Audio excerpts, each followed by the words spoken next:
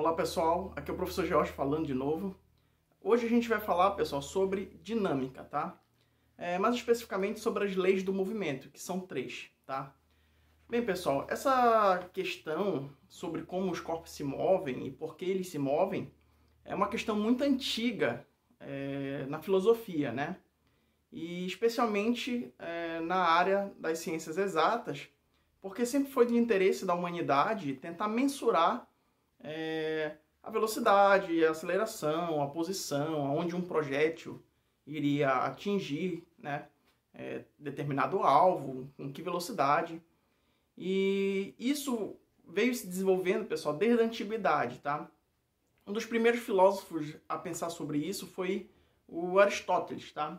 Na concepção de Aristóteles, um objeto ele só poderia se mover se tivesse sobre a ação de uma força. Porque na concepção de Aristóteles, né, e na nossa concepção do dia a dia também, a gente nunca vê um objeto se movendo livremente por aí se ele não tiver sobre a ação de uma força, certo? Então, por exemplo, um ônibus ele anda porque tem um motor puxando o veículo, né? Uma carroça ela anda porque tem um cavalo puxando, exercendo uma força sobre essa carroça para que ela ande. E assim sucessivamente, tá? Bem, essa concepção ela perdurou durante muito tempo, passou praticamente a Idade Média inteira intacta, até que um físico italiano chamado Galileu, através de experimentos, conseguiu conjecturar que essa concepção estava meio errada por falta de certas considerações, tá? Bem, se você pega um bloco ou alguma coisa e empurra, essa coisa ela continua andando sobre uma determinada distância até parar, né? Isso é o que a gente observa no dia a dia. O Galileu percebeu que se ele polisse a superfície, deixasse ela o mais lisa possível, esse objeto cada vez ia mais longe, com a mesma força na qual ele empurrou ele anteriormente. Então o Galileu ele percebeu que o que fazia os objetos pararem, né, após serem empurrados, era na verdade o atrito.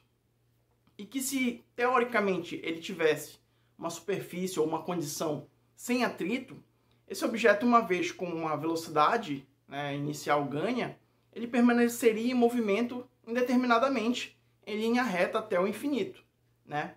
Daí surgiu, pessoal, a primeira noção da primeira lei do movimento, certo?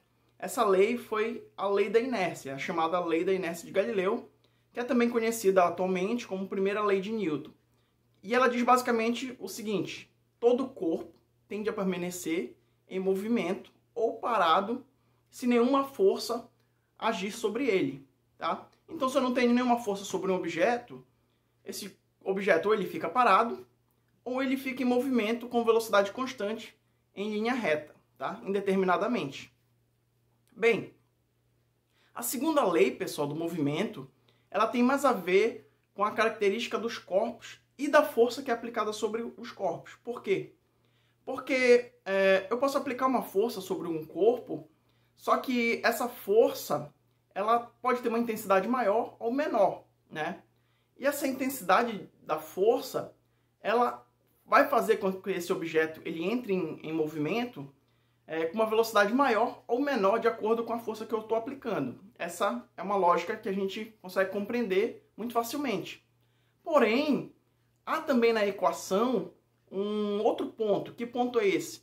É o ponto que, se eu aplicar uma mesma força num objeto com uma massa muito grande ou com uma massa muito pequena, essa mesma força ela vai também produzir efeitos diferentes, né?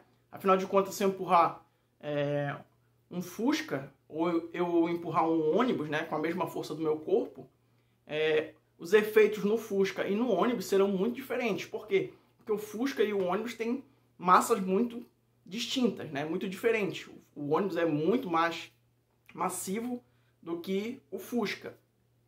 Isso acabou culminando, pessoal, matematicamente numa equação, que é a chamada equação da força, no qual F é igual a ma. A gente vai ver mais à frente aí e vai fazer uns exercíciozinhos utilizando essa equação para a gente ver como é que a gente usa na prática, né? a mensuração da força, que envolve também o que a gente já estudou, que é a aceleração, né? A gente viu que um corpo, quando ele está variando a velocidade, ele está acelerando.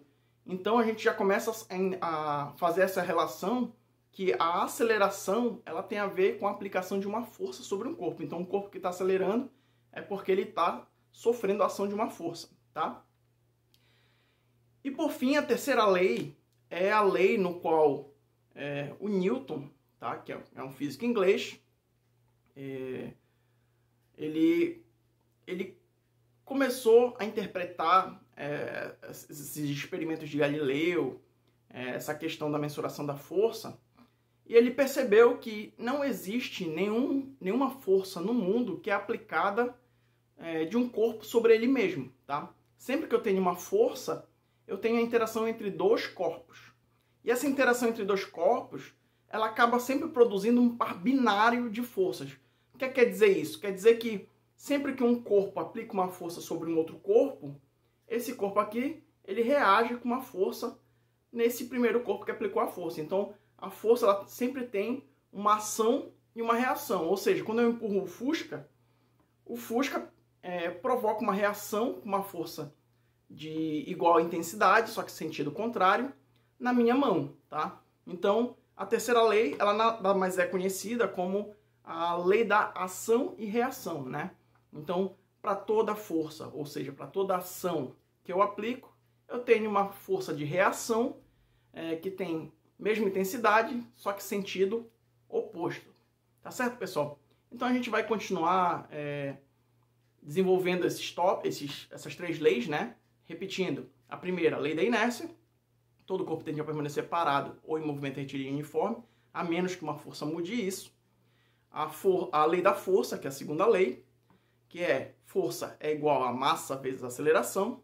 E a lei da ação e reação, que diz que para toda ação existe uma reação de mesma intensidade, só que de sentido contrário, tá? A gente vai continuar vendo isso e a gente vai tentar fazer uns exercícios para poder desenvolver especialmente a segunda lei, né? Que é a lei que tem uma equação matemática que dá para ser aplicada e usada na prática, tá certo? Vamos continuar então.